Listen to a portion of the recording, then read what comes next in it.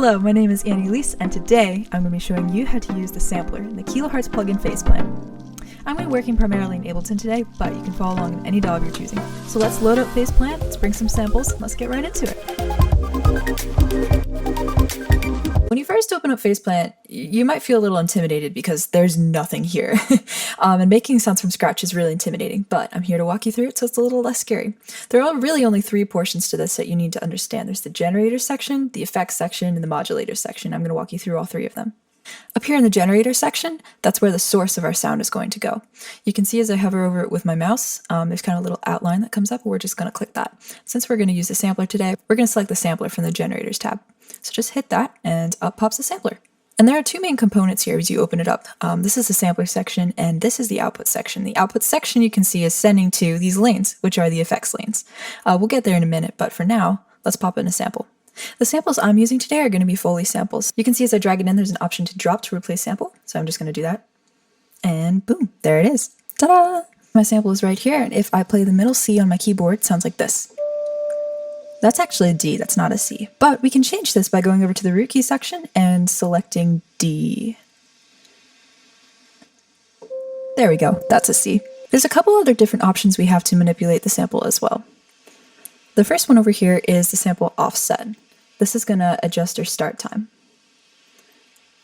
Now I want to skip that initial attack of my sample, so I'm going to drag it over here to right about there.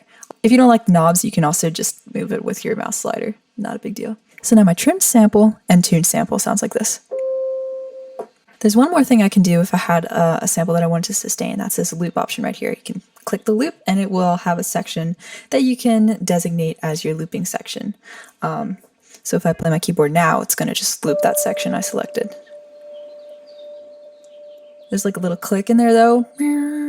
It's kind of rhythmic, and we don't want that. So I'm going to bring up the crossfade pretty high. We can have a pretty high crossfade. And you can see that's kind of smoothed it out a ton so that my sample is looping and sustaining without that rhythmic click in there. That's pretty good. I'm really happy with that sample. Before we even send to effects, there's a few other things that I can do here in the generator section. If we go to select a new device, we can just select from here some effects, including distortion and a filter. I'm going to add a high cut filter just to even my tone out a little bit. And I'm also going to add some distortion, just a little tiny bit. You can select your filter to do whatever you really want it to do. So you can see as I'm playing the sample here, I can adjust the cutoff, I can adjust the drive of my sample, to even do some things here while we're still in the generator section. Now let's get into effects. These lanes right here correspond directly to the lanes right here. So we're going to start off by doing something to shape the sound a little bit. Whenever I have kind of like a sine wavy tone, I like to add some high-end saturation. There's a really easy way to do that using the Kilohearts Bit Crusher. Now our ears can only hear up to 20 kHz, so I'm going to go somewhere around 12.5, and all I'm doing is just taking my mouse here and dragging it up and down. Now if I play, it's going to sound like this. You can hear there's a lot more like crispy high end in there too. It sounds really cool. I'm going to turn the mix down a bit too because we don't need that much bit crush. So now in lane 2, I'm going to add some more effects.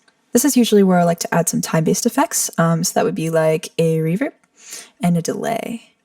We can set our parameters here too. I like to have a pretty long reverb with a kind of a dry mix going to the delay so you can hear that reverb is also being delayed. Let's see how that sounds. Ooh, and I'm a sucker for ping pong, so I'm going to turn that on too.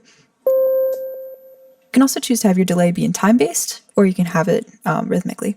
3/16 is just fine. There we go. It's a nice delay.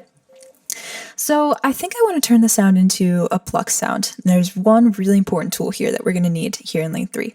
That's going to be the Transient Shaper. The Transient Shaper is awesome for drum sounds and also pluck sounds, so we're going to use it here. It's also a really great way to add some life into an otherwise dry and flat sample. So just by turning the attack up a bit, the pump up a bit, and the sustain up a bit, we get something that sounds like this. That sounds a lot more plucky. We're just about done. You can see that we've used the sampler as a base for a generator of our sound, and then we've added all of these effects. But I haven't talked much about this modulator section down here, so let me give you a quick overview. The modulator is a really awesome way to make your sounds change over time in a given patch in Faceplant. I'm going to show you how to use the LFO to do that. LFO is a low frequency oscillator. You can see it's going up and down, and it's just going to do that indefinitely. But we can add things that will change based off of that oscillation. So all we're going to do is select what we want to change, and you can choose any of these things. There's so much that you can do with it. But for now, let's see what happens if we adjust the bit crush. So you can see that it's going up and down at the same rate that the LFO is. So let's see, I'm just clicking to get out of that view. So now you can see that my sound is definitely changing over time. If I do it like a pluck, it sounds like this. Just a little bit of woo. We can also change the rate of the LFO if we want it to go slower. We can put it down. So now you can see this is going to change really slowly over time.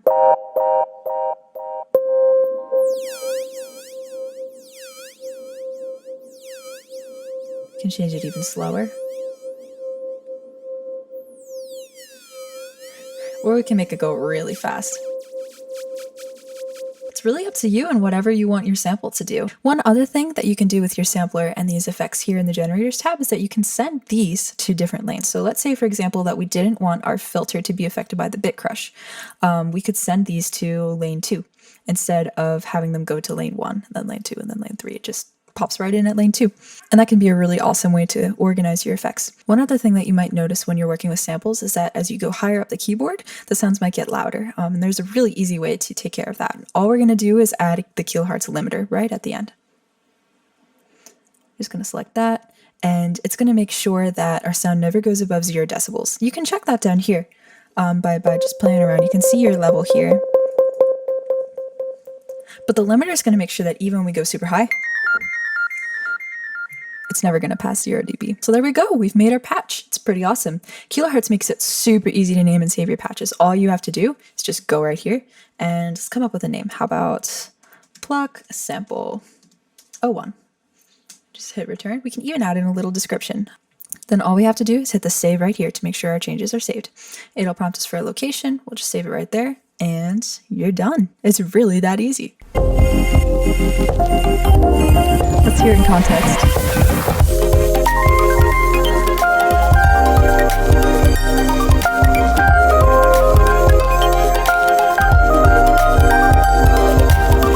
Oh, that sounds so cool. And we made that. That's our own sound. I hope that this tutorial has been helpful for you, and I can't wait to see what you make out of your own samples in Facebook.